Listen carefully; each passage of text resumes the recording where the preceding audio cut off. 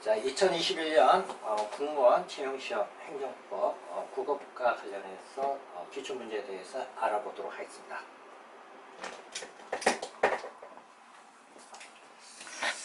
자, 먼저 이제 문제 1번.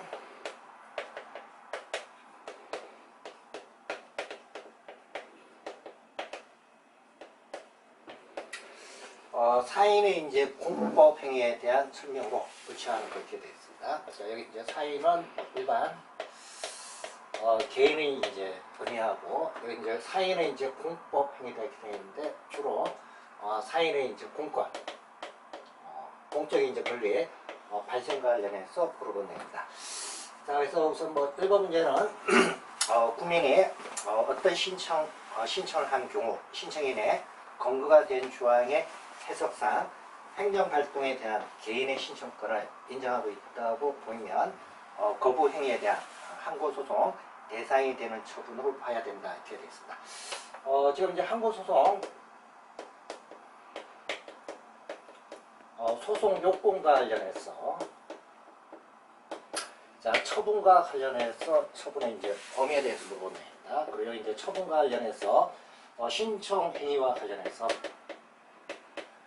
행정청이 거부 처분을 한 경우, 거부와 관련해서 행정소송, 항고소송을 제기를 할 때, 이때 이제 신청과 관련해서는 우리나라 이제 대법원 판례에서는 신청하는 사람에 대해서 신청권이 인정이 돼야 거부 처분과 관련해서 가까이 이제 제기를 할 수 있다. 이렇게 보는 게 법원 판례입니다. 자, 그리고 이와 같은 이제 신청권은 법률에 신청할 수 있는 근거가 있거나 또는 법률에 근거가 없다 하더라도 일반적인 조례사항으로 해서 신청할 수 있는 근거가 있어야 거부 처분과 관련해서 제기할 수 있는 그와 같은 이제 원고 적격이 있다. 이렇게 보는 게 법원 판례입니다. 자, 그래서 1번은 지금 옳은 질문이 되겠습니다. 자, 그 다음에 2번 문제는 일반적인 이제 사항입니다. 민원사항의 이제 신청 서류에 실질적인 요건에 관해서 흠결이 있다. 자, 신청 내용과 관련해서 실질적인 요건에 대해서 내용에 뭐 빠짐이라든지 이와 같이 있는 경우, 민원인이 단순한 착오나 일시적인 사정 등에 의해서 이루어진 경우, 이때는 보완을 요구할 수 있다 이렇게 되어 있는데, 아직 수리 자체가 안 된 상황에서는 실질적 요건, 신청된 내용 중에서 실질적 요건이 흠결이 발생했다 하더라도 일정 기간 정해서 보완, 보정 등을 이제 요구하는 것, 이게 이제 가능합니다. 자, 그 다음 이제 3번하고 4번 치고는 건축 신고와 관련해서 대법원 전원 합의체 판결과 관련된 내용입니다. 자, 그래도 우선 3번 질문은 건축 신고와 관련해서 신고 행위 자체에 대해서 관련 행정기관이 반려했다는 건 이제 다시 신고된 내용을 받아들이지 않았다는 얘기죠. 그래서 이제 반려했다는 건 일반적으로 거부한 이와 같은 행위인데, 건축 신고와 관련해서 반려 행위 자체, 이번에 항고소송을 제기할 수 있는 처분에 해당되냐 이게 되는 얘기인데, 건축 신고 자체 거부한 자체는 나중에 이제 신고 자체가 안 된 상황에서 만약에 건축을 하게 되면 나중에 위법 건축으로 해가지고 불이익을 볼 수 있는 그와 같은 이제 행위에 해당되기 때문에 반려행위, 거부한 것 자체는 하나의 이제 처분성으로 인정을 합니다. 자, 그래서 반려행위와 관련해서도 마찬가지고 처분성이 인정이 되기 때문에 항고소송을 제기할 수 있는 대상에 해당이 된다. 이렇게 보는 게 대법원 판례입니다. 3번에 나와 있는 지문은 여기에 대한 내용입니다. 그다음 이제 4번은 건축 신고의 법적 성격과 관련된 내용입니다. 자, 이 부분은 이제 두 가지로 다루봅니다.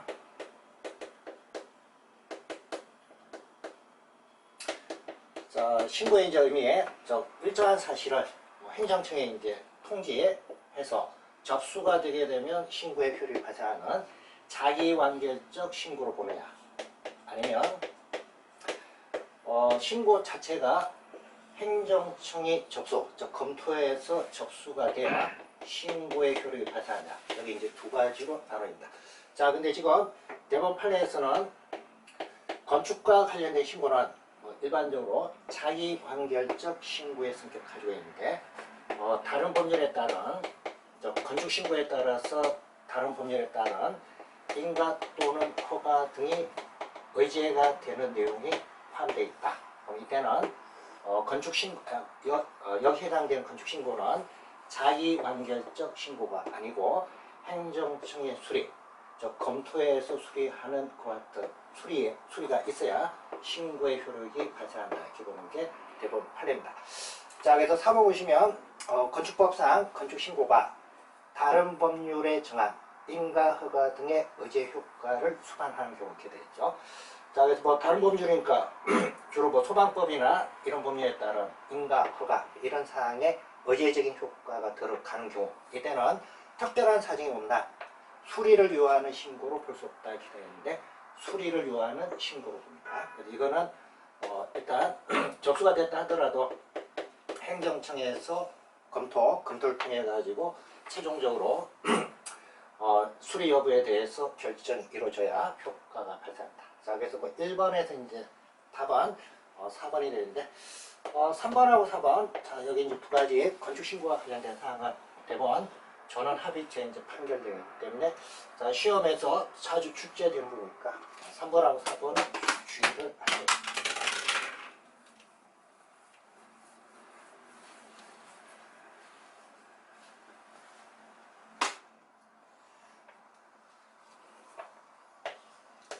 자, 그다음 문제 2번 행정법의 이제 일반 원칙인 평등 원칙에 관한 설명 중 옳지 않은 거 이렇게 되어 있습니다. 자, 1번은 이제 헌법재판소 이제 결정내 국가기관이 채용 시험에서 국가유공자의 가족에게 10%의 가산점을 부여하는 규정은 평등권하고 공무탄의권을 침해한다 이렇게 봅니다. 그다음에 이제 2번은 평등의 이제 원칙과 관련해서 적용할 때, 자, 절대적 평등으로 해서 적용하느냐, 그 다음에 합리적인 이제 차별을 인정하는 상대적 평등으로 해서 적용하느냐, 여기에 대한 내용입니다. 자, 그래서 뭐 평등의 이제 원칙 적용하는 건 일반적으로 상대적 평등으로 해서 적용하도록 되어 있습니다. 그래서 2번 보시면 평등 원칙은 동일한 것 사이에서 평등이므로 상이한 것에 대한 차별적 차별의 정도에서 평등을 포함하지 아니한다 이렇게 되는데, 동등한 사이에서 평등하고, 그다음 이제 차이와 관련해서도 차이를 두는 그와 같은 이제 상대적 평등으로 해서 적용하도록 되어 있습니다. 그래서 2번 이제 설명이 틀린 설명입니다. 그 다음에 3번하고 4번은 행정의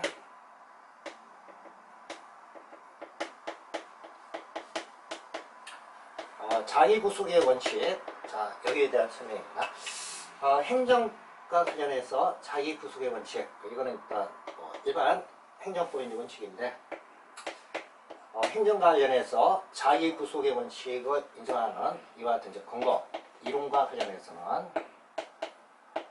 평등의 원칙에 의해서 자의구속의 원칙을 적용하는 경우하고, 그 다음 신뢰보호 원칙에 따라 행정 자기구속의 원칙을 적용하는 것, 이 두 가지가 학설상으로 이제 인정됩니다. 그래서 지금 이제 3번하고 4번은 여기 지금 시험 문제가 평등 원칙과 관련해서 물어보는 내용인데, 행정 자기구속의 원칙도 여기 이제 평등 원칙과 관련해서 하나의 근거 이론으로 해서 적용되는 그와 같은 이제 이론이 되겠습니다.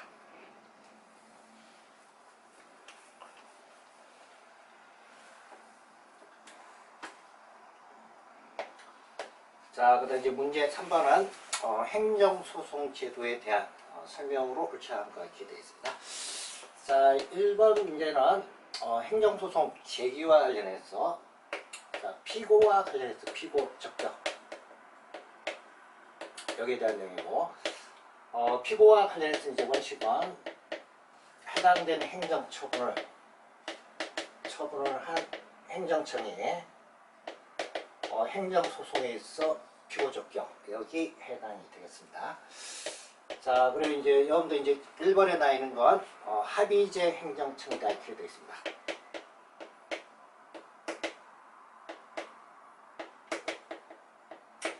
자, 합의제 행정청은 주로 관련된 사안과 관련해서 협의 또는 합의 등을 이제 통해서 행정처분하는 그와 같은 행정청이 합의제 행정청입니다.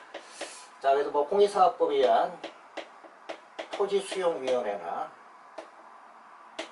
그 다음 공정거래법에 의한 공정거래위원회, 자, 이와 같은 이제 행정청을 일반적으로 합의제 행정청이다 이렇게 표현합니다. 자, 그럼 이제 토지수용위원회나 또는 공정거래위원회에서 대표적으로 이제 토지수용위원회에서 수용과 관련해서 자, 재결처분 등을 했다. 그럼 이와 같은 이제 재결처분 등과 관련해서 행정소송과 관련해서 제기를 할 때 토지수용위원회 자체를 대상으로 해서 행정소송 제기합니다. 아니면 해당되는 토지수용위원회 기관장인 자, 위원장을 대상으로 해서 소송 제기하냐 이렇게 되는 겁니다.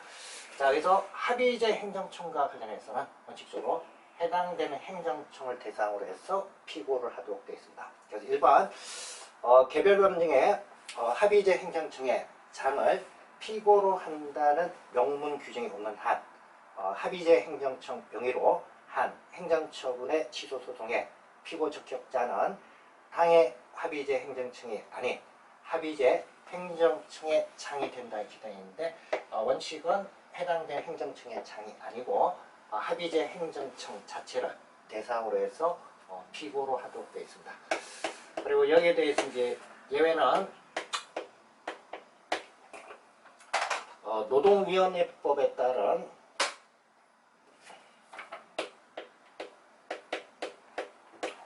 중앙노동위원회를 대상으로 해서 행정소송 제기할 때 이때는 해당되는 행정청의 장, 즉 위원장을 대상으로 하도록 되어 있습니다. 그래서 이 경우 예외 빼고는 일반적으로 합의제 행정청과 관련해서는 해당되는 합의제 행정청을 대상으로 하도록 되어 있습니다.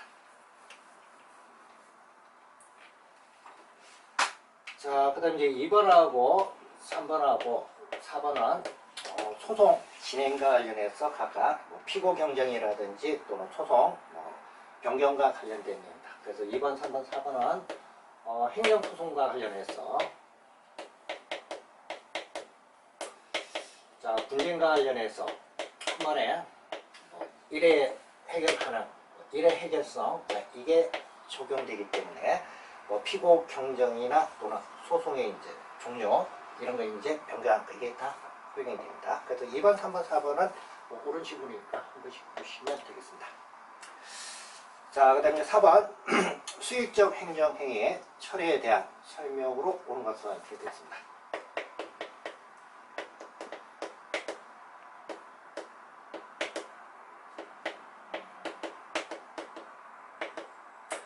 자, 여기서 수익적 행정행위는 아닌데 일반적으로 이익을 주는 이제 그와 같은 행위고 허가, 인가, 각종 겁부 등과 관련된 처분 이런 부분이 수익적 행정행위입니다. 그리고 이걸 철회를 한다 이렇게 되는데 자, 철회를 한다는 건 일단 유효하게 효력 발생되어 있는 행정행위와 관련해서 장래를 향해서 효력을 상실시키는 이와 같은 이제 처분이 철회 여기 해당이 되겠습니다. 자, 그래서 1번이 수익적 행정행위와 관련해서 취소나 또는 철회 등을 할 수 있는 사유입니다. 자, 그래서 기득권의 침해를 정당할 만한 중대한 공익사항의 필요가 있거나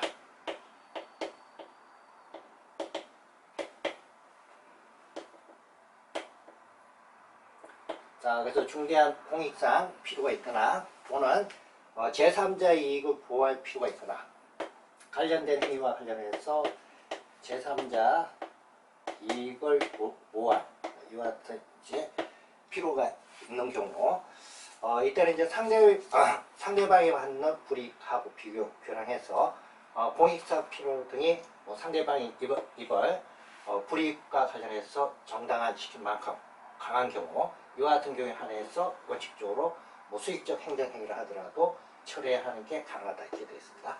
자, 그래서 뭐 1번 이제 주로 중대한 공익성 필요하고 그 밖에 이제 제3자 이익 보호가 필요한 경우 이와 같은 경우에는 기득권 보호라는 것 같은 첨이 있다 하더라도 수익적 행정행위를 처리하는 것 이게 가능하다 이렇게 되어 있습니다. 그 다음에 이거 보시면 행정행위를 한 처분청은 비록 처분 당시에 별다른 하자가 없었고 처분 이후 처리할 별도의 법적 근거가 없더라도 원래 처분을 존속시킬 필요가 없게 된 중대한 공익상 필요가 발생한 경우 이때는 그 효력을 상실해야 하는 별개 행정행위로 이를 처리할 수 없다 이렇게 되어 있습니다. 2번하고 4번은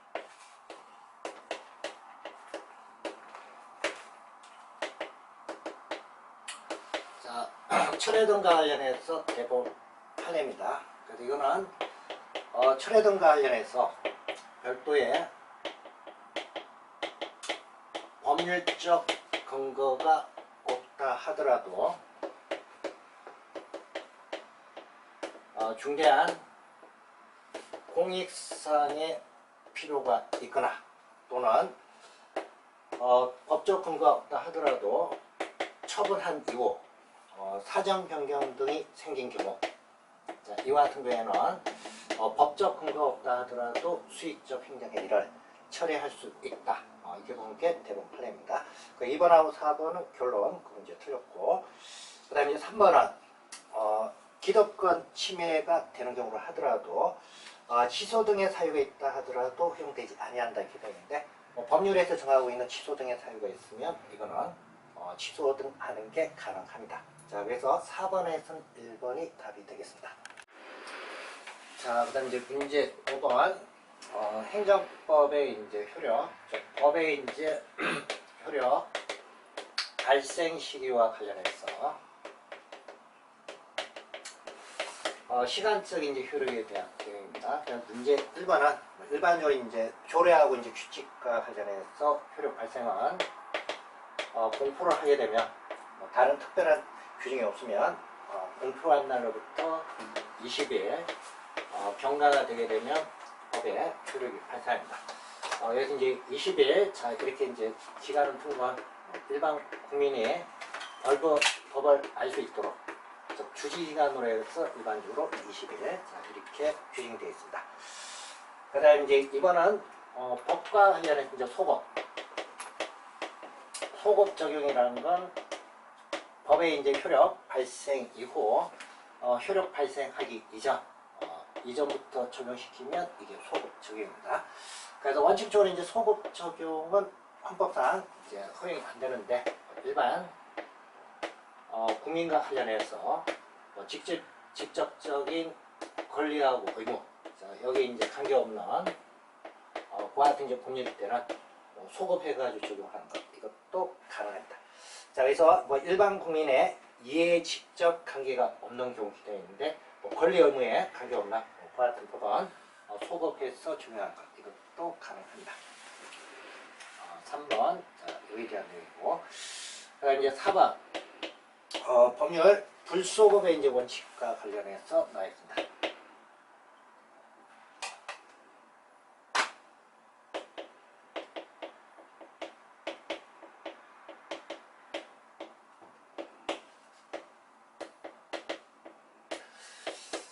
첫 번째 보시면 법률의 효력 발생 전에 완성된 요건 사실 이렇게 되어 있습니다. 자, 해당되는 법률의 효력이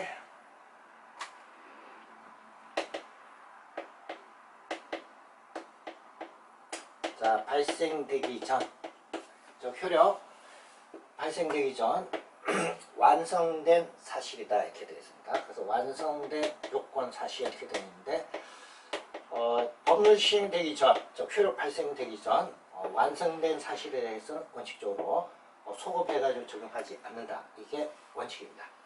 그리고 이제 두 번째 보시면 법률 효력 발생과 관련해서 발생할 당시에 계속 중인 사실관계나 또는 법률의 효력이 발생한 이후 이후의 요건 사실, 자, 여기에 대해서도 적용이 되지 않느냐 여기에 대한 내용인데, 효력 발생한 이후 요건 사실 여기에 대해서는 어차피 법률 효력 발생한 이후 적용되니까 이 부분은 불소급 원칙하고 관계는 없습니다. 자, 근데 이제 법률 효력 발생할 당시 진행 중인 사실 여기에 대해서 적용되냐 이렇게 되는 건데, 자, 이때 이제 일반적으로 이때 적용하면 부진정 소급이다 이렇게 표현합니다. 이와 같은 이제 두 번째 같은 경우 효력 발생할 당시 진행 중인 사실 여기에 대해서는 적용한다 하더라도 여기 불소급의 원칙 여기에는 위반된 걸로 안 봅니다. 자, 그래서 4번에서 이제 앞에 나 있는 부분 여기는 설명이 이제 맞습니다. 근데 이제 두 번째하고 세 번째 여기에 관한 설명 여기에 대해서는 불소급의 원칙이 적용된다. 즉 효력 소급해서 적용할 수 없다 이렇게 되는데, 여기 두 가지는 소급해서 적용하는 게 가능하고 이런 경우를 부진정 소급이다 이렇게 표현합니다. 자, 그래서 5번에서 이제 4번에 이제 설명이 틀렸습니다.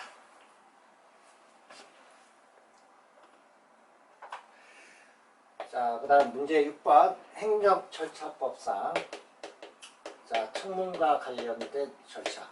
그래서 1번은 청문 주재자와 관련해서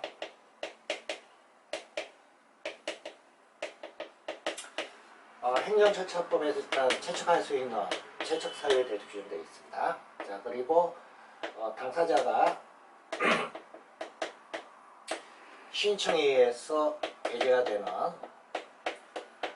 기피제도하고, 그 다음에 주재자 스스로 자기가 이제 배제를 신청하는 회피제도. 자, 여기 이제 세 가지가 청문 절차 진행과 관련해서 각각 적용되는 절차입니다. 지금 2번은 공정한 청문 진행을 할 수 없는 사정이 있는 경우 당사자 등은 이렇게 되어 있죠. 당사자 등은 행정청에 기피 신청을 할 수 있다 이렇게 되어 있습니다. 그래서 당사자 신청하게 되면 이건 절차상 기피 여기 해당이 됩니다. 그 다음에 이번에 이제 청문 주재자와 관련해서 관련된 사항 설명을 하도록 되어 있습니다. 그리고 이제 행정절차법 31조 제1항에 규정되어 있는 내용입니다. 그 다음에 3번 청문 주재자는 직권으로 또는 당사자 신청에서 필요한 조사를 할 수가 있고, 당사자 등이 주장하지 아니한 사실에 대해서도 조사할 수 없다 이렇게 되어 있는데, 자, 이것도 행정절차법 제33조 제1항에서 조사와 관련해서 직권조사하는 것을 하고, 그 다음에 당사자가 주장하지 않은 사실에 대해서도 각각 조사 등을 할 수가 있습니다. 그래서 이제 처분주의의 예외로서, 다른 말로 변론주의 예외로서 당사자가 이제 주장하지 않는 사실 여기에 대해서도 각각 조사 등을 할 수가 있습니다. 그래서 3번 그 이제 나와 있는 설명 그거는 이제 틀렸습니다. 그 다음에 4번은 행정절차법 36조에 있는 내용입니다. 자, 그래서 청문 절차 마친 이후 해당되는 행정처분하기 전까지 새로운 사정이 만약에 발견이 됐다. 이때는 청문 절차와 관련해서 다시 재개하는 게 허용이 됩니다. 자, 그래서 6번에서는 3번, 자, 이게 답이 되겠습니다. 그 다음에 7번은 행정지도와 관련된 내용입니다. 자, 일단 행정지도는 법적 성격 잘 파악을 하고 계셔야 되고, 일단 행정지도는 행정청에 처분에는 해당이 안 된다. 그래서 비권력적 사실행위다 이렇게 표현합니다. 그래서 행정지도는 행정청에 공권력 행사와 같은 우월적 지위에서 하는 게 아니다. 그리고 법적 효과, 즉 권리 의무 변동을 수반하는 행정행위가 아니고 단순한 사실행위다. 자, 그래서 이와 같은 이제 행위를 비권력적 행정행위다 이렇게 표현하고, 비권력적 행정행위 때문에 행정소송과 관련해서 행정쟁송 등을 제기할 수 있는 행정소송법에 규정되어 있는 처분에는 해당이 안 됩니다. 자, 그래서 성격 이거 주의하셔야 되고, 자, 그래서 1번 보시면 행정지도가 한계를 이탈하지 아니하였다면 그로 인해서 상대방에게 손해가 발생하였다 하더라도 행정기관에 대해서 손해배상 책임이 없다 이렇게 되어 있는데, 앞에 한계를 이탈하지 않았다 이렇게 되어 있습니다. 그 한계 등을 벗어나지 않은 행정지도와 관련해서는 해당된 상대방에게 손해가 발생했다 하더라도 그는 배상 청구 대상이 아니다, 그런 의미가 되겠습니다. 그 다음에 2번, 위법한 건축물에 대해서 단전 또는 전화통화 단절 조치를 요청한 행위 이렇게 되어 있습니다. 자, 건축법 위반한 건축물과 관련해서, 자, 후압근자니까 주로 시장건축구청장입니다. 그래서 시장건축구청장이 한전이나 또는 수도사업자에 대해서 정기 단전 또는 전화통화와 관련해서 통화 단절과 관련해서 이런 행위, 자, 요청했다 이렇게 되어 있습니다. 이와 같은 이제 요청 행위가 여기 처분에 해당되냐 여기에 대한 설명입니다. 자, 근데 이제 지금 후압근자가 한전이라든지 또는 통신사업자한테 단전 또는 통화 단절 조치와 관련해서 이와 같이 이제 요청한 행위는 한국전력공사 등에 대해서 행하는 그와 같은 처분은 아니고, 단지 단전 등을 해줄 걸 단지 이제 권고하는 권고적 성격을 가지고 있는 그와 같은 행정지도입니다. 자, 그래서 이때는 하나의 이제 한국전기통신공사 등한테는 권고적 성격을 가지고 있기 때문에 이거는 비거적적 사실행위입니다. 그래서 이와 관련해서는 처분성이 인정이 되지 않기 때문에 단전 조치나 통화 단절 조치와 관련해서 요청한 행위 자체는 이거는 처분성이 인정되지 않는다 이렇게 보는 게 법원 판례입니다. 자, 그래서 2번 처분성이 인정되는 행정지도이다 이렇게 되어 있는데, 행정지도 자체, 자, 이건 비권력적 사실의 행위로서 처분성이 인정이 안 됩니다. 그래서 2번이 부분이 틀렸습니다. 그 다음에 3번은 행정지도와 관련해서 따르지 아니했다는 걸 직접적 이유로 해서 하는 불이익 조치는 위법행위가 될 수 있다 이렇게 되어 있는데, 한국전기통신공사라든지 이와 같은 경우 전력공사 이런 경우가 단전 조치에 여기 따르지 않았다고 해서 불이익한 조치를 하게 되면 그건 그 자체는 위법한 행위에 해당이 됩니다. 그 다음 이제 국가배상법에 정하고 있는 배상 청구의 이제 요건과 관련해서 공무원의 직무, 고의 또는 과시가 관련된 직무 범위에는 행정지도는 고의 또는 과시의 범위 여기에는 해당이 됩니다. 자, 그 다음 문제 8번 개인정보보호법에 대한 설명으로 구체화하는 거 이렇게 되어 있습니다. 1번 정보통신 서비스 제공자는 이용자가 필요한 최소한의 개인정보 이외 개인정보를 제공하지 아니한 이유로 서비스의 제공을 거부할 수 있다 이렇게 되어 있는데, 개인정보보호법에 의하게 되면 개인정보법 제3조 1항에서 정보통신 서비스 제공자 이렇게 되어 있는데, 주로 포털 운영사업자입니다. 네이버나 다음 같은 경우, 이때는 해당되는 이제 이용과 관련해서 최소한 개인정보까지만 요구하도록 되어 있고, 그 이외의 정보를 제공하지 않았다고 해서 서비스와 관련해서 제공 거부를 할 수 없도록 법에서 규정되어 있습니다. 1번 서비스 제공을 거부할 수 있다 이렇게 되어 있는데, 법에서는 최소한의 개인정보까지만 요구하도록 되어 있습니다. 그래서 1번 이제 틀렸습니다. 자, 그 다음에 2번하고 3번하고 4번 이 부분은 각각 법 규정 내용이고, 특히 이제 4번 개인정보 자기결정권의 보호 대상이 되는 개인정보의 범위입니다. 이때 이제 개인정보는 개인의 내밀한 영역에 속하는 영역뿐만 아니고 공적 생활에서 형성되었거나 이미 공개된 개인정보, 자, 이런 부분도 보호 대상이 되는 개인정보에 해당한다 이렇게 봅니다. 그래서 4번 질문은 좀 주의를 하셔야 됩니다.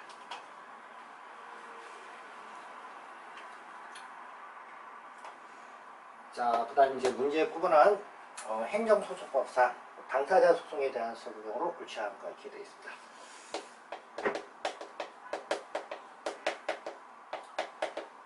자, 당사자 소송은 자, 공법 관계에서 발생된 분쟁과 관련해서 행정소송을 통해서 다투는 게 당사자 소송입니다. 자, 그래서 만약에 공익사업을 시행할 때 자, 공익사업 시행자가 개인의 이제 토지를 수용을 할 때 지금 토지 소유자하고 그 다음 사업 시행자 간의 토지 수용과 관련해서 보상금과 관련해서 만약에 협의가 되지 않았다. 자, 그러면 사업 시행자가 토지 수용위원회에다가 재결과 관련해서 신청하도록 되어 있습니다. 자, 그럼 여기 이제 재결 신청이 되게 되면 토지수용위원회에서 보상금을 결정을 합니다. 이때 이제 결정된 보상금을 결정하는 걸 보상금의 재결이다 이렇게 표현합니다. 여기 이제 보상금이 결정된 것과 관련해서 사업 시행자하고 또는 토지 소유자가 여기 보상금에 대해서 이의가 있다. 여기 이제 보상금에 대해서 증액 또는 감액과 관련해 가지고 청구 소송, 자, 이걸 제기를 하는 게 가능합니다. 이와 같은 이제 보상금과 관련해서 청구 소송은 원래 공익사업법에 의해서 법률관계, 토지 수용에 의해 가지고 발생한 거고, 그리고 금액과 관련해서 보상금 재결은 토지수용위원회가 있습니다. 근데 이때 이제 소송 제기를 토지수용위원회를 대상으로 하는 게 아니고 법률관계 당사자, 즉 사업 시행자하고 소유자 간에 각각 소송을 제기를 하는데 이 소송이 민사소송이 아니고 행정소송 중에서 당사자 소송을 해서 제기를 합니다. 자, 그래서 특성은 성격은 행정소송인데 행정청을 대상으로 해서 소송 제기하는 게 아니고 보상금 관련된 당사자 간에, 즉 사업 시행자하고 소유자 간에 소송이 진행이 되면 이와 같은 소송을 당사자 소송이다 이렇게 표현합니다. 그래서 1번 공법상의 당사자 소송이나 행정청의 처분 등을 원인으로 하는 법률관계에 관한 소송, 그 밖에 공법상 법률관계에 관한 소송으로 법률관계 한쪽 당사자를 피고로 하는 소송을 말한다 이렇게 되어 있습니다. 자, 그래서 실제로 처분한 토지 수용을 대상으로 하는 게 아니고 보상금 지급에 관련된 당사자, 즉 사업 시행자하고 소유자 간에 진행되는 소송, 이게 당사자 소송이 됩니다. 자, 그래서 일단 1번 의미를 잘 구분하시고, 그 다음에 뭐 2번하고 3번은 옳은 질문이니까 여러분도 각각 한번 받으시고, 그 다음 4번 질문은 당사자 소송과 관련해서 직권탐지주의하고 그 다음에 변론주의 여기에 대한 내용, 자, 이걸 물어보는 내용입니다. 그래서 이제 4번 당사자 소송의 경우 법원은 필요하다고 인정할 때 직권으로 증거를 조사할 수 있으나 이렇게 됩니다. 그러니까 직권탐지주의가 적용되기 때문에 할 수가 있고 당사자가 주장하지 아니한 사실에 대해서는 판단하여서는 아니 된다 이렇게 되어 있는데, 자, 원래 이제 변론주의가 적용된 게 원칙인데 변론주의에 대한 예외로서 당사자가 주장하지 아니한 사실과 관련해서도 법원이 판단하는 게 가능합니다. 그래서 4번 설명이 틀렸습니다. 자, 이번 시간은 자, 행정법 허가에 대해서 보도록 하겠습니다. 자, 문제 10번 행정법상 허가와 관련된 이제 법적 성격 물어보는 내용입니다. 자, 원래는 이제 허가는 국가에서 하지 말라고 이제 제한을 합니다. 그래서 이걸 일반적 상대적으로 금지를 한다 이렇게 표현하고 법에서 정하고 있는 요건을 갖추면 원래 이제 국가에서 하지 못하도록 제한했던 금지를 해제를 해주는 이와 같은 이제 행정처분을 허가다 이렇게 표현합니다. 가장 대표적인 게 건축과 관련해서 허가 처분받는 것, 이게 일반적으로 이제 행정상의 이제 허가의 가장 대표적인 성격입니다. 자, 그래서 여러분들 이제 2번, 3번, 4번이 여기 관련된 설명입니다. 그래서 2번 법령에 의해서 금지된 행위를 일정한 요건을 갖춘 경우 금지를 해제하여 적법하게 행위를 할 수 있게 해주는 그런 의미에서 상대적 금지하고 관련이 된다 이렇게 표현하고, 그다음에 이제 3번은 정통적인 의미에서 허가는 원래 개인이 누리는 자연적 자유를 공익적 차원에서 금지해 두었다가 일정한 요건을 갖춘 경우 해당되는 위험이 없다고 판단될 때 금지를 풀어줌으로써 자연적 자유를 회복시켜주는 행위, 이런 행위가 허가다 이렇게 되어 있습니다. 자, 그래서 일단 뭐 법적 성질에 이제 출제되면 이런 이제 용어를 좀 기억하고 계시면 되겠습니다. 자, 그 다음 11번 행정기본법에 대한 설명으로 옳은 것말을 모두 고른 거 이렇게 되어 있습니다. 최근에 뭐 행정기본법이 새로 제정이 됐고, 여기 이제 행정기본법 제정된 내용, 여기에 대해서 물어보는 내용입니다. 자, 그래서 그게 이제 기역, 니은, 디귿, 리을, 다 지금 행정기본법에 규정되어 있는 그와 같은 이제 내용입니다. 11번은 이제 답은 3번이 되는데 3번이 되겠습니다. 자, 그래서 일단 그게 뭐 나와 있는 내용 중에서 디귿하고 그 다음 리을 두 가지는 좀 주의하시고, 자, 그래서 평등과 관련해서 원칙, 이게 이제 행정기본법에 지금은 규정이 있습니다. 디귿 행정청은 합리적 이유 없이 국민을 차별해서는 아니 된다. 이분이 이제 지금 명문 규정으로 해서 행정기본법에 새로 신설된 내용입니다. 그 다음에 미은 행정청은 처분에 재량이 있는 경우에 부관을 붙일 수 있다. 부관은 주로 이제 조건이나 기한 이런 부분이 부관인데, 부관과 관련해서 이제 재량 처분과 관련해서는 부관을 붙이는 게 가능하고, 기속행위와 관련해서는 부관을 붙이는 것, 이거는 허용이 안 됩니다. 그래서 이제 두 가지는 좀 주의를 하셔야 됩니다.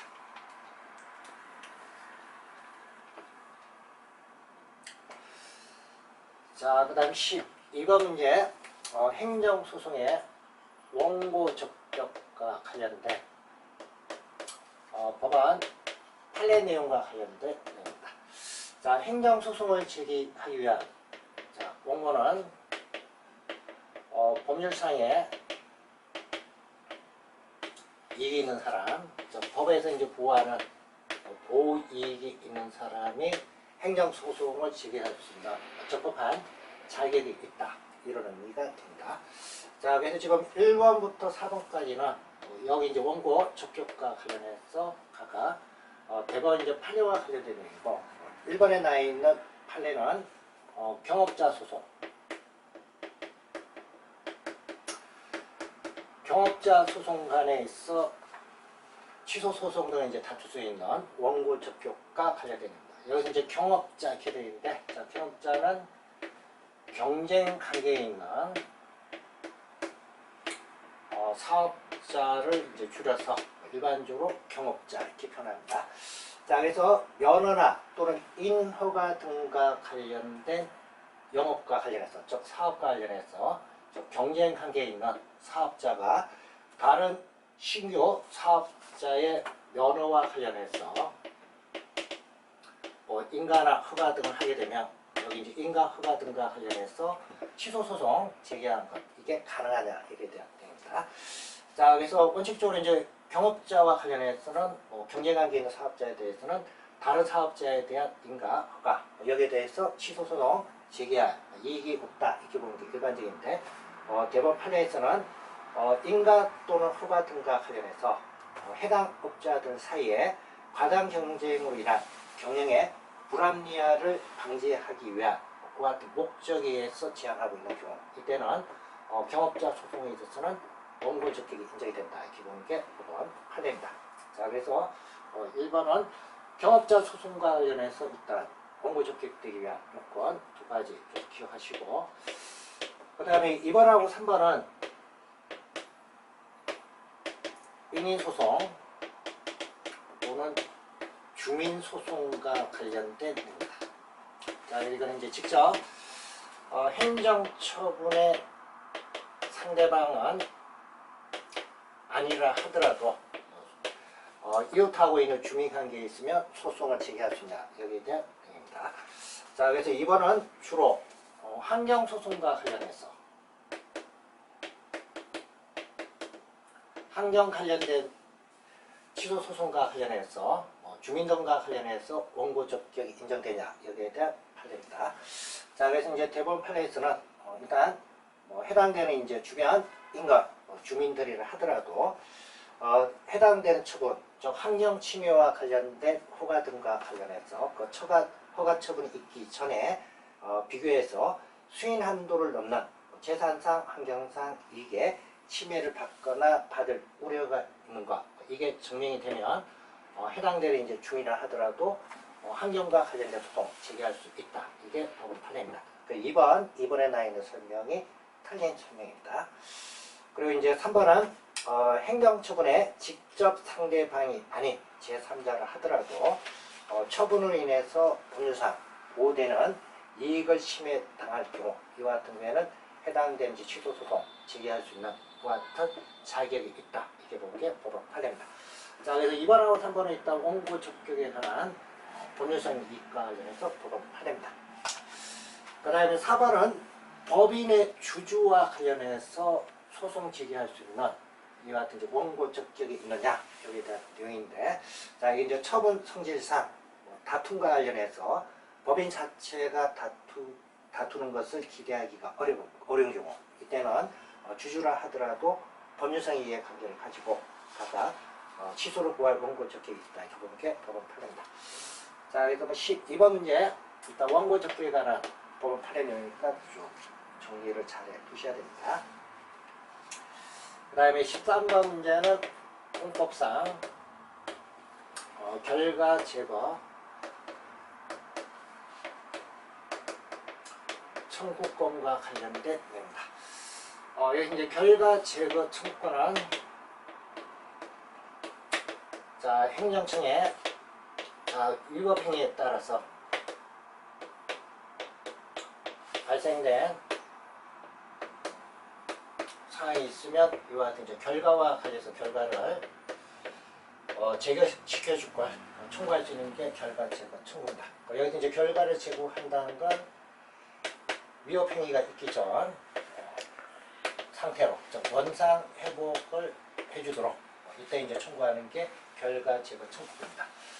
자, 그래서 만약에 시에서 도로 폐쇄 조치를 했는데, 자, 이제 도로 폐쇄 조치가 법 위반해서 이루어지는 거고, 그러면 이와 같은 이제 도로 폐쇄 조치가 위법하다 이렇게 이제 판단되면 그 결과, 즉 도로 폐쇄된 조치를 제거, 즉 종전 폐쇄되기 전 사항으로 복구를 하도록 청구하는 걸 이걸 뭐라고 하냐, 결과 제거 청구권입니다.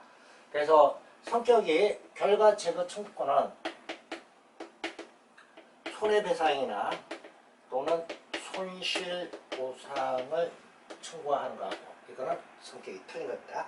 원상회복을 시켜준 것, 이게 결과 제거 청구권입니다. 그래서 1번 공법상 결과 제거 청구권의 대상은 가해 행위와 상당 인과관계가 있는 손해이다 이렇게 되어 있는데, 결과 제거 청구권 자체는 손해가 대상이 아니고 위법한 결과, 즉 종전 사항을 위법하게 발생시킨 그 결과를 없애주는 것, 이게 결과제입니다. 원상 회복과 관련된 내용이고 손해배상이나 손실보상하고는 직접적인 관계가 없습니다.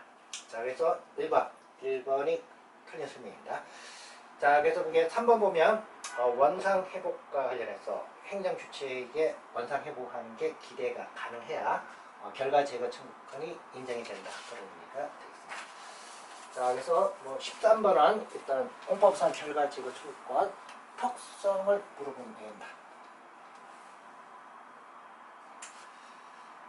자, 그 다음 14번 문제 행정심판 재결에 대한 설명으로 옳지 않은 거 이렇게 되어 있습니다. 자, 1번은 행정심판 결과 기각 재결이다 이렇게 되어 있는데 기각 재결은 자, 행정심판 청구한 내용과 관련해서 신청인의 신청한 내용에 대해서 이유 없다. 신청한 게 이유 없다고 해서 거부가 된 경우 이와 같은 경우 하는 처분이 기각 재결입니다. 그 다음 이제 1번 기각 재결이 있다 하더라도 원처분청 원래 처분한 행정청은 해당된 처분을 직권에 있든지 취소하거나 변경하는 것 이게 다 가능합니다. 그 다음 2번 재결의 기속력과 관련해서 나와 있고 기속력은 두 가지 효과입니다. 같은 내용의 처분 반복 금지하는 효과하고 그 다음 이제 원상 회복 의무 이런 부분이 기속력 내용에 포함됩니다. 그 다음 이제 3번은 이제 행정심판과 관련해서 심리할 때, 자, 이때 이제 적용되는 원칙입니다. 불고불리의 원칙, 즉 신청인이 신청한 내용에 대해서만 각각 심리를 해야 된다. 이게 불고불리의 원칙이고, 그다음 이제 불이익 변경 금지의 원칙, 원처분 내용보다 불이익한 내용으로 변경하는 그와 같은 이제 심판에서는 안 된다. 이게 불이익 변경 금지의 원칙입니다. 자, 그리고 처분청은 처분한 처분청은 행정심판 결과에 대해서 다시 불복은 허용이 안 됩니다. 그 다음에 4번 행정심판의 재결 기간은 강행 규정이다 이렇게 되어 있습니다.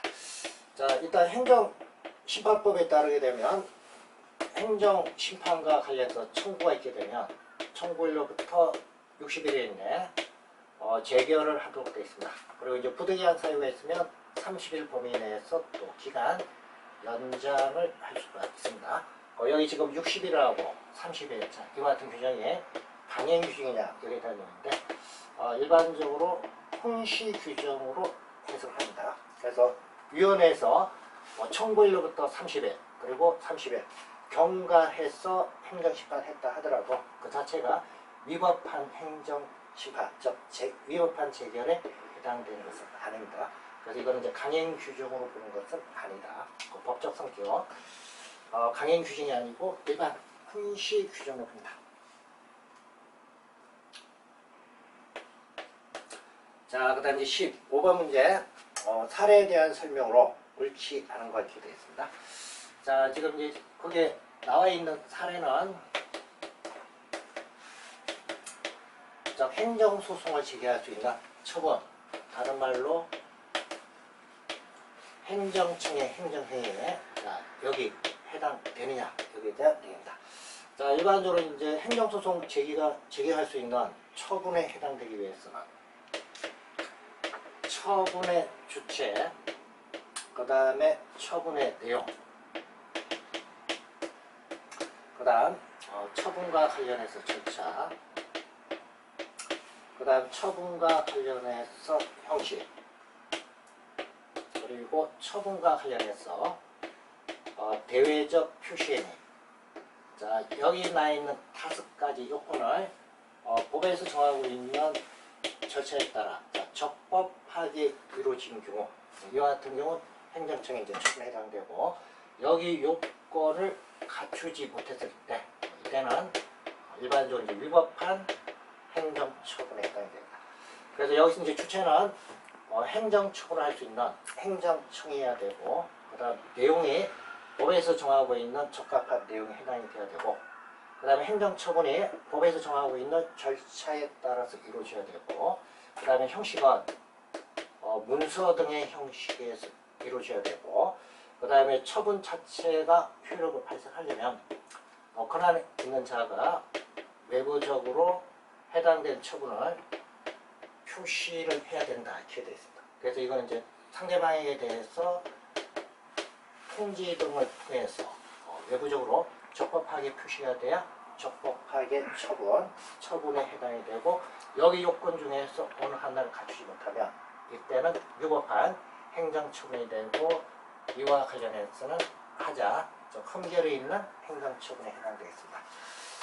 자, 그래서 지금 이제 크게 나와 있는 사례와 관련해서 지금 물어본 내용이고 1번 일반적으로 처분이 주체, 내용, 절차와 형식의 요건을 모두 갖추고 외부에 표시된 경우에 처분의 존재가 인정이 된다.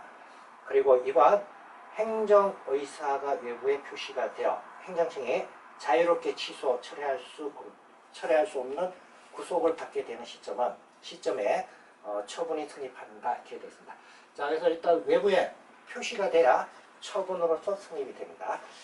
자, 그리고 이제 4번 해당된 사례 입국 금지 결정은 항고소송의 대상이 되는 처분에 해당한다. 이렇게 되어 있는데 자, 지금 입국 금지와 관련해서 행정위가 내부적으로 그냥 전산상에 입력이 되어 있고 또한 당사자에게 입국 금지와 관련해서 통보가 되지 않았습니다. 이때는 적법한 처분, 효력이 있는 처분에 해당되는 외부적 표시가 없는 사이죠. 이때 외부적 표시가 없기 때문에 이와 같은 행위 자체는 행정소송을 제기할 수 있는 처분에 해당되지 않는다. 자, 이렇게 봅니다. 15번에서는 지금 사례와 관련해서는 4번에 나와 있는 설명, 자, 이게 틀린 설명이 되겠습니다. 자, 그 다음 이제 문제 16번 계획 재량과 관련해서 나와 있습니다. 자, 계획 재량이 이번에 이제 또 처분에 해당되냐 그 내용인데 일단 행정청이 이제 수립하는 각종 계획과 관련해서는 법원에서 사법심사 이제 대상으로 고려와 관련해서는 재량성을 이제 인정을 해줍니다. 그리고 이거는 주로 상권 분립 원칙에 의해서 입법하고 행정하고 그다음 사법과 관련해서 행정 부분과 관련해서 고도의 정치적인 부분이라든지 행정 부분과 관련해서는 원래는 이제 사법심사를 하지 않는다. 이게 이제 상권 분립에 의한 그와 같은 이제 통제 제한이 있습니다. 그렇지만 이제 재량행위라 하더라도 일정한 경우에는 사법심사로 해서 사법심사 범위 이제 대상으로 사법심사 대상으로 해서 법원에서 심판을 할 수가 있습니다. 이때는 형량하자에 해당할 때 이때는 사법심사 이제 대상으로 봅니다. 그래서 이제 첫 번째는 계획을 이제 수립할 때 형량이 전혀 고려가 되지 않은 경우, 계획 수립할 때 공익하고 사익등과 관련해서 비교 형량하는 것, 이거 자체를 전혀 고려하지 않고 수립된 이와 같은 계획하고, 그다음에 이제 두 번째는 사익하고 공익을 서로 형량할 때 반드시 고려해야 할 사항과 관련해서 반드시 고려해야 할 그와 같은 이익 형량을 누락을 시킨 경우, 좀 빠뜨리고 한 경우, 이와 같은 경우에는 하자가 있다 이렇게 봅니다. 그 다음에 이제 세 번째는 공익하고 사익과 관련해서 각각 비교 평가를 할 때 공익하고 사익의 의미를 잘못해가지고 평가를 한 경우, 자, 이때도 하자가 있는 걸로 봅니다. 그 다음에 이제 네 번째는 공익하고 사익과 관련해서 행정청이 이제 조정 등을 할 때 비례 원칙 이런 걸 위반해가지고 조정이 됐다. 이와 같은 경우에는 형량 하자로 보고 각각 사법심사 이제 대상으로 봅니다. 그러니까 여러분 이제 나머지 설명이 이제 다 지금 설명드린 거 여기 해당되고 3번에 보면 행정계획을 위반 결정함에 있어서 이익 형량의 고려 대상에서 마땅히 고려해야 할 사항을 누락한 경우, 이때 이익 형량을 전혀 행하지 아니한 등의 사정이 없는 한 행정계획 결정은 형량의 하자가 있다고 보기 어렵다 이렇게 되는데 그게 마땅히 포함시켜야 할 것, 즉 반드시 고려할 사항을 누락했다는 이야기죠. 이때는 형량 하자에 해당이 됩니다. 자, 그래서 3번에 나와 있는 설명 그 부분이 이제 살린 셈입니다.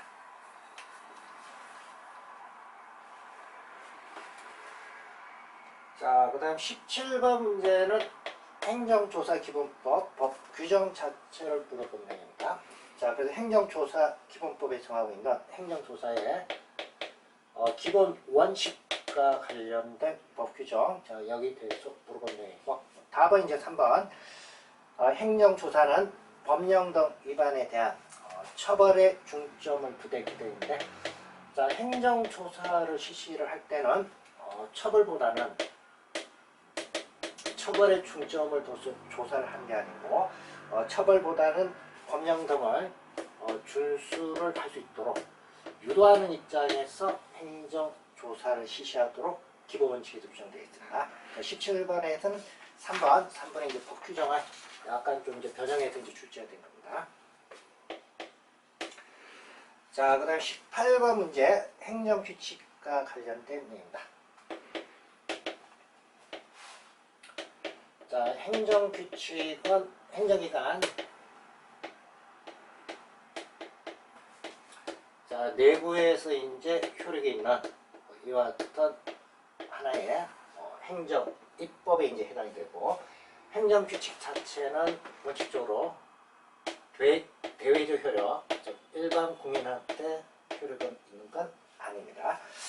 근데 이제 1번 보시면 행정규칙이 형식이 고시, 행정규칙인 고시가 법령 수권에 의해서 법령을 보충하는 사항을 정하고 있다. 이때는 성격이 이제 법령에 준하는 효력이 있는 겁니다. 이때는 이제 법령 보충적 고시로서의 각각 법규명료로서의 효력이 있다. 이렇게 봅니다. 그 다음에 이번 행정규칙은 행정규칙을 제정한 행정기관에 대해서 대내적으로 법적 효력을 갖지 않는다. 이렇게 되어 있는데, 행정규칙은 자, 상급기관이 행정규칙을 제정하게 되면 행정규칙의 효력은 하급기관에 대해서만 적용이 되고 행정규칙을 제정한 상급기관에 대해서는 효력은 미치지 않습니다. 자, 그래서 2번은 이제 그에 대한 내용입니다.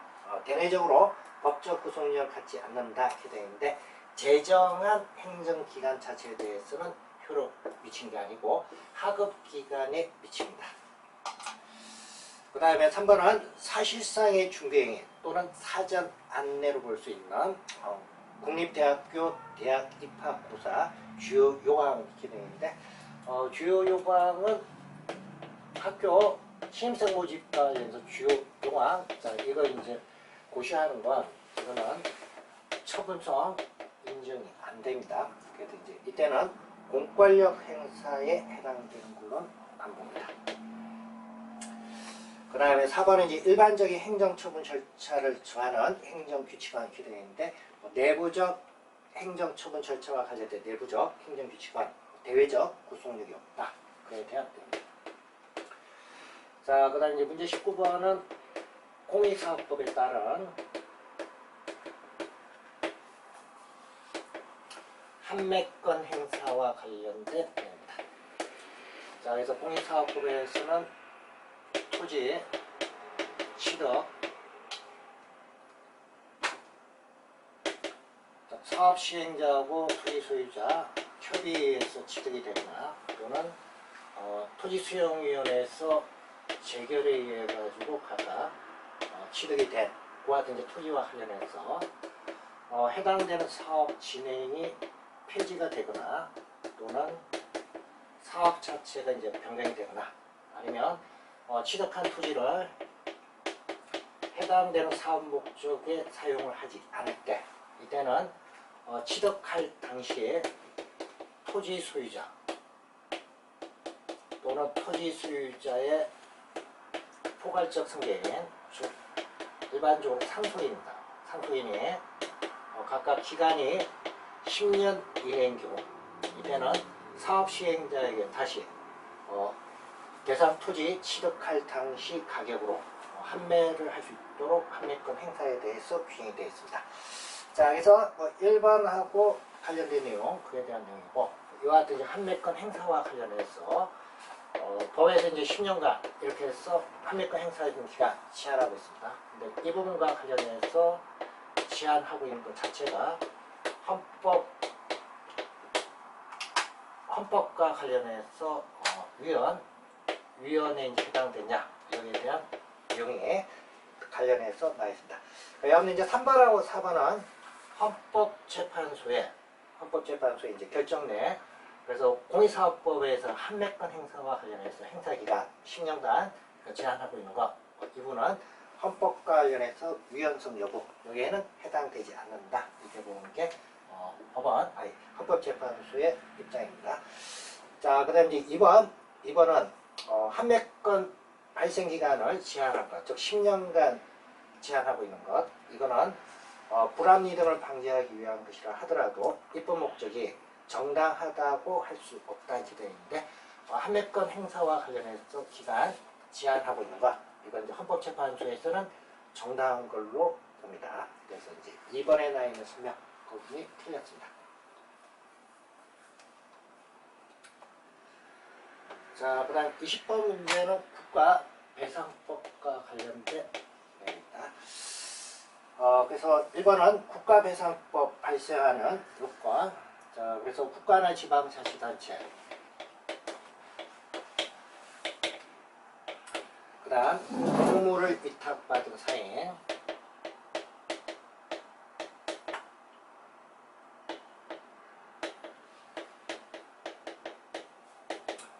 공무를 위탁받은 사인은 일반적으로 공무 수탁 사인 이렇게 표현합니다.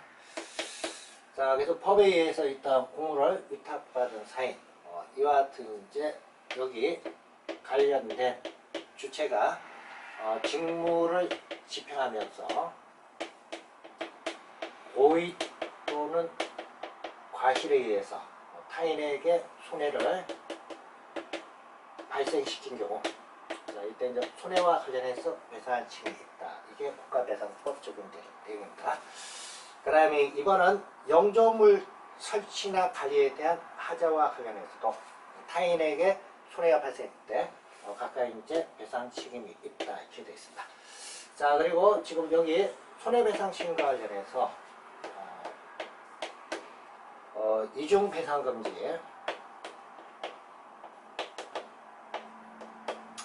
여기서 이제 이중 배상 금지는 여기 피해를 입은 사람이 직업이 군인하고 공무원.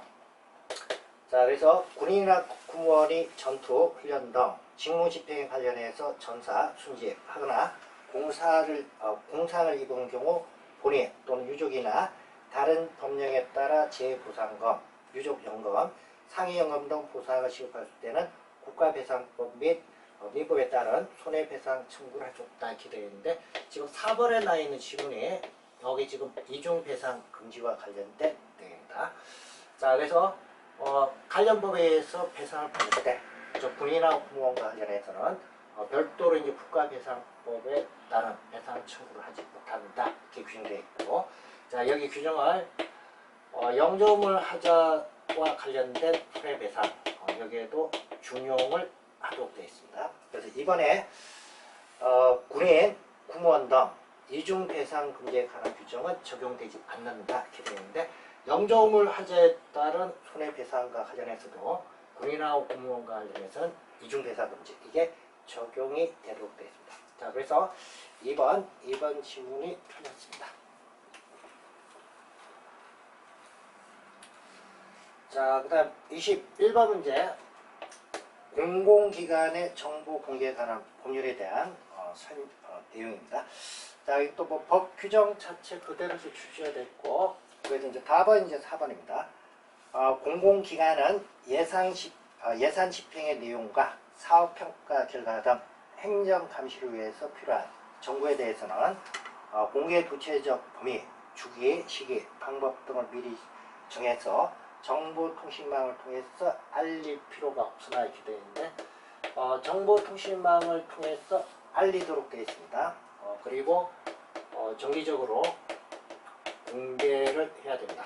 그래서 일반적으로 뭐 지방자치단체 같은 경우, 뭐 시장이나 행정기관 같은 경우, 장관, 자, 이와 같은 경우 관련된 예산 등과 관련해서 뭐 사용이라든지 이런 부분에 대해서 집행 내용하고 이런 부분을 일단 정보통신망을 통해서 알리도록 되어 있고, 또한 정기적으로 공개를 하도록 되어 있습니다. 그러니까 4번 그 부분이 틀렸습니다. 자, 그 다음 22번 문제, 행정의 실효성 확보 수단에 대한 설명으로 옳지 않은 거 이렇게 되어 있습니다. 자, 1번은 지금 행정상 통지와 관련해서 한 장의 이제 통지로 해서 의사를 표시를 합니다. 근데 철거 명령과 관련된 내용하고, 그 다음에 행정 대집행과 관련해서 철거와 관련된 계곡, 여기 내용을 하나의 문서로 해서 이루어진 경우, 이와 같은 경우 뭐 철거 명령하고 행정 대집행에 따른 계곡 효력, 이게 발생하냐 그 내용인데, 형식적으로 한 장의 형식으로 되어 있다 하더라도 내용 자체가 각각 구분이 되게 되면 철거 명령하고 계고와 관련된 행정처분의 효력과 관련해서는 처분과 관련해서 요건 충족한 걸로 본다. 이게 대법원 판례 내용입니다. 1번 그에 대한 내용이고, 그 다음에 2번은 이제 이행강제금에 대한 성격입니다. 그 다음에 3번은 세무관서의 세무조사와 관련된 결정.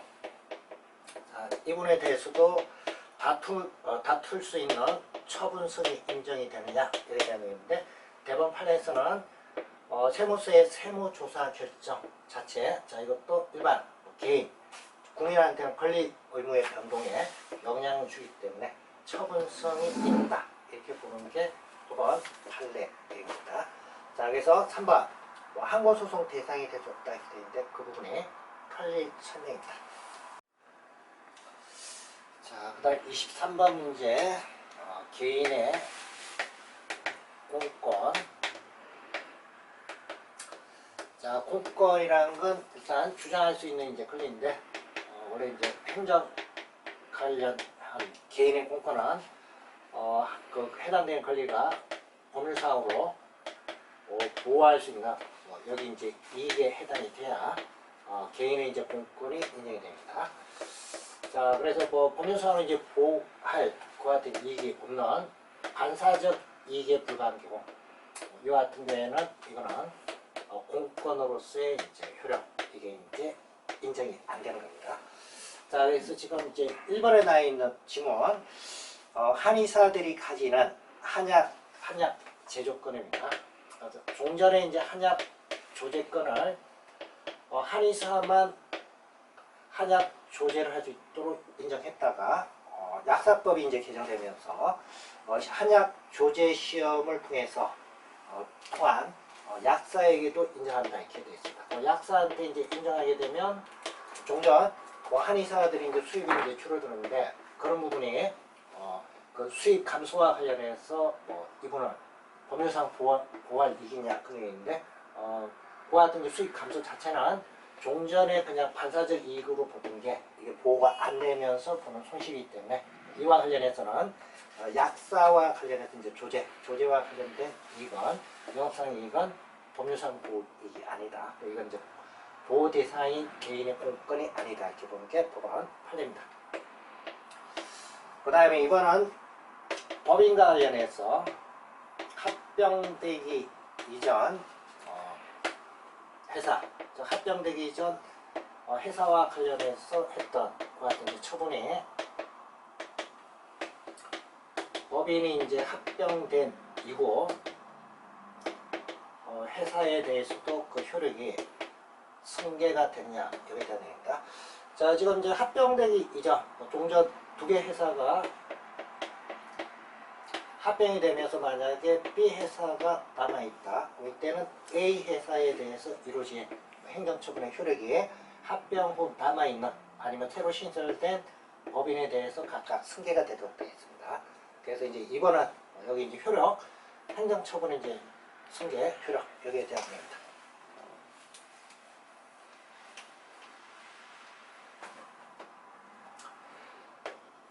자, 그 다음에 이제 3번은 이제 대법 판례 내용입니다. 당사자 사이에 석탄산업법 시행령 소중의 제1위로금, 제1위로금에 대한 직업 청구권과 관련해서 부재소 합의, 부재소 합의가 있는 경우 그와 같은 이제 합의는 효력이 인정이 된다 이렇게 되어 있습니다. 자, 여기서 이제 제1위로금과 관련해서 직업 청구권이다 이렇게 되어 있는데, 과거에 뭐 석탄 산업과 관련해서 폐강 조치를 취하면서 여기 이제 근로했던 근로자 대부분 이제 일반적으로 광부, 그런 채석과 관련해서 채탄 관련해서 종사했던 광부와 관련해서 주로 뭐 제1위로금 기대인데, 진폐와 관련된 제1위로금 직업 청구권이 법에서 개별법을 만들어서 인정해 줬습니다. 근데 이때 부재소 합의, 직업 청구권과 관련해서 소송을 제기하지 않겠다, 이렇게 이제 합의를 했을 때, 이때 이제 부재소 합의 이게 효력이 있냐 이게 되는데, 대법 판례에서는 제1위로금과 관련해서 직업 청구권은 이거는 개인의 공적 관리, 국가 등을 상대로 한 공권이기 때문에 여기 부재소 합의 대상이 아니다 이렇게 본 게 대법 판례입니다. 그래서 이때 이제 부재소 합의 자체, 제1위로금에 대해서 제1위로금 직업 청구권에 대해서 부재소 합의, 소송 제기하지 않겠다 이렇게 합의한 것 자체는 공법상으로 효력이 없다, 무효로 봅니다. 무효로 보고 이와 관련해서 부재소 합의를 했다 하더라도 개인적 공권으로 해서 직업 청구권 행사하는 게 가능하다 이렇게 보는 게 대법 판례입니다. 그리고 이때는 이제 행사와 관련해서는 당사자 소송에 의해서 행정소송 제기하는 것 이게 가능하다 이렇게 보는 게 법원 판례입니다. 자, 그래서 3번 합의와 관련해서 효력이 인정이 된다 이렇게 되어 있는데, 합의 자체 효력 없는 것 좀 무효로 봅니다. 자, 그래서 3번 이제 틀렸고, 그 다음에 4번은 허가와 관련해서 허가의 효력, 승계와 관련된 내용입니다.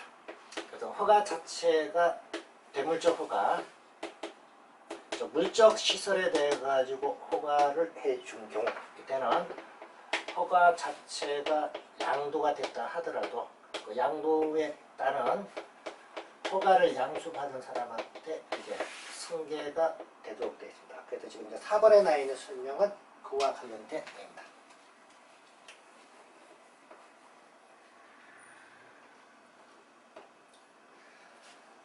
자, 그 다음 24번 문제, 행정행위.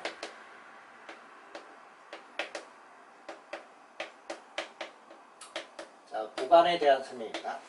자, 여기 이제 부관은 행정행위를 할 때 조건을 붙이거나 또는 기한을 붙이거나 또는 부담 등을 이제 붙이는 것, 이게 이제 부관이고, 행정행위와 관련해서 행정행위 성격이 기속행위. 기속행위는 행정청이 법에서 정하고 있는 요건을 다 구비를 하게 되면 반드시 해당되는 신청된 행정처분을 해줘야 됩니다. 그래서 반드시 처분을 해줘야 되는 게 기속행위인데, 이와 같은 기속행위는 법에서 정하고 요건 갖추면 반드시 처분을 해줘야 하기 때문에 기속행위에 대해서는 부관을 붙이는 게 성격이 허용이 안 됩니다.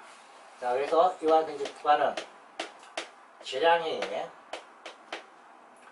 행정청이 선택권을 가지고 있을 때, 이때 조건을 붙이거나 기한을 붙이거나 부담을 붙이는 것, 이게 각각 가능합니다.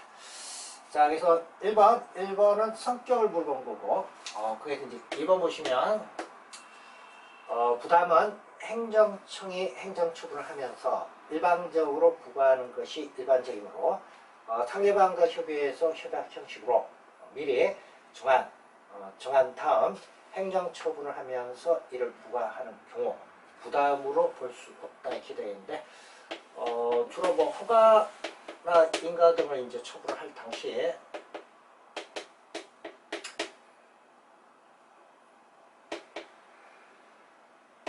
성격상 부담 등이 허용되는 경우, 부담을 붙이는 게 이제 허용이 되는 경우에는 이때는 협약 등의 방식에 의해서 부담 청구하는 것, 이것도 가능합니다. 그래서 이번에 나 있는 것, 협의에 의해서 협약 형식으로 미리 정한다. 이게 되느냐 그 내용인데, 부담 자체가 허용되는 그와 같은 처분일 때는 이게 허용이 됩니다. 그래서 이번에 나 있는 설명 부분이 틀렸습니다.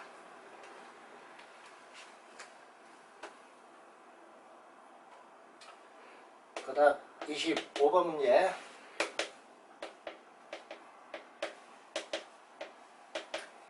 행정입법 부작위에 대한 설명이다 이렇게 되어 있습니다.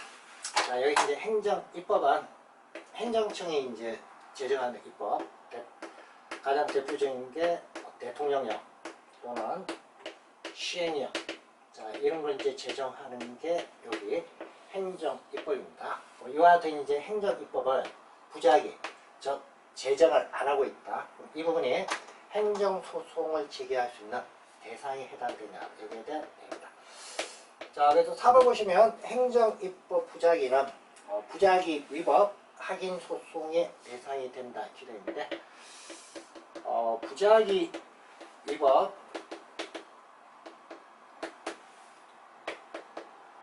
확인 소송이다 이렇게 되어 있는데, 자 여기 이제 부작위는 행정청이 자 법에서 정하고 있는 내용에 따라 구체적인 처분 등을 해야 되는데, 자, 이걸 이행하지 않은 경우, 이런 경우가 여기 부작위에 해당이 됩니다. 근데 이제 여기 행정입법이다 이렇게 되어 있는데, 행정입법은 일반적이고 추상적인 그와 같은 이제 법규등을 만드는 것, 자, 이게 이제 행정입법인데, 주로 이제 소송은 구체적인 사건과 관련해서 분쟁이 발생했을 때 이때 해결하기 위해서 하는 게 소송입니다. 근데 입법이라는 건 일반적이고 추상적 내용을 제정하는 거고, 행정입법 제정 자체는 사건성, 즉 구체적 사건성이 없기 때문에 행정입법과 관련해서 부작위에 안 하고 있다. 이거는 소송과 관련해서 사건성이 인정이 안 되기 때문에 행정소송 제기할 수 있는 대상이 아닙니다. 그래서 4번에 나 있는 부작위 위법 확인 소송의 대상이 된다 이렇게 되어 있는데, 입법행위 자체는 구체적 사건성이 없기 때문에 이거는 소송 대상이 아닙니다. 자, 그래서 25번에든지 1번 그 이제 틀렸습니다. 자, 그래서 국어 기출문제와 관련해서 해서 여기까지 하겠습니다. 수고하셨습니다.